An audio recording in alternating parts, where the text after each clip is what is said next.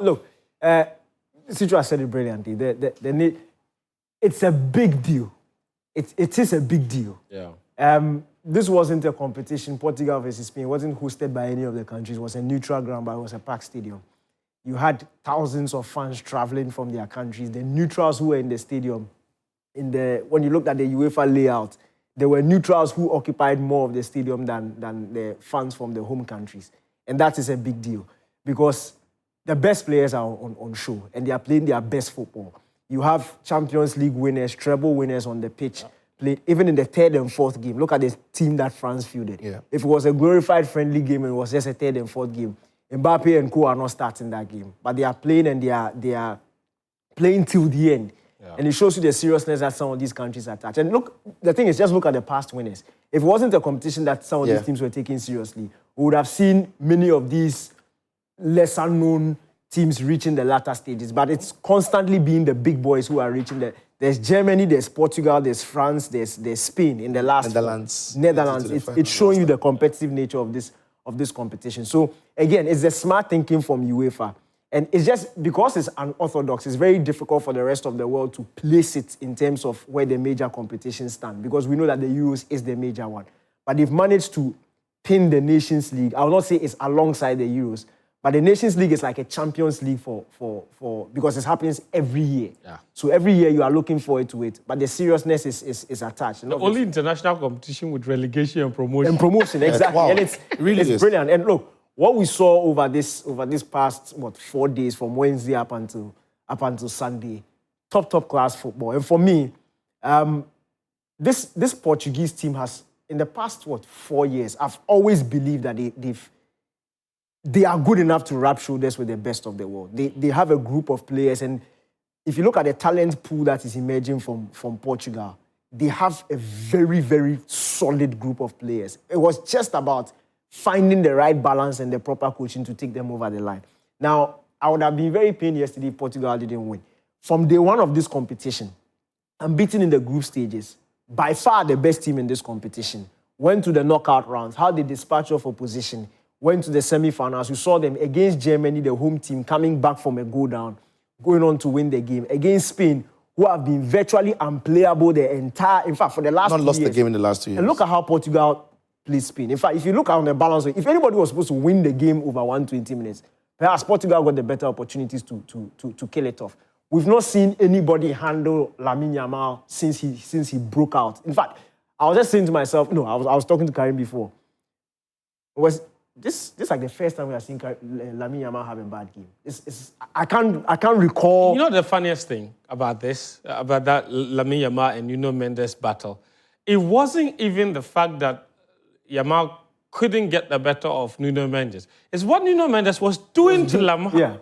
Yeah, it's Lamine Yamal. It's like Mendes was what Yamal should have been doing. Exactly. 180 10s, Souliers, running rings around him like he's the attacker. Look, it was a solid performance from the entire Portuguese team. I didn't like the way they started the game. We spoke about it. Yeah.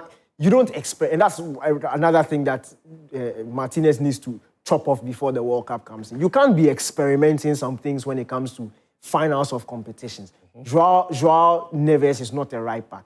I feel like he wasted Joao Neves' 45 minutes. If Joao Neves had started in midfield alongside Vitinha, I think Portugal would have been leading by halftime because they had it in them. We all saw, once those changes was made, when Ruben Neves came on, Vitinha had a stable partner in midfield. He started making things happen. Portugal started getting into things and eventually were able to get the equalizer. Had a couple of chances to go on and win. Obviously, the penalties ended up doing the do for them. It was poor coaching from the beginning, but quickly he figured it out. For me, Portugal by far deserved it.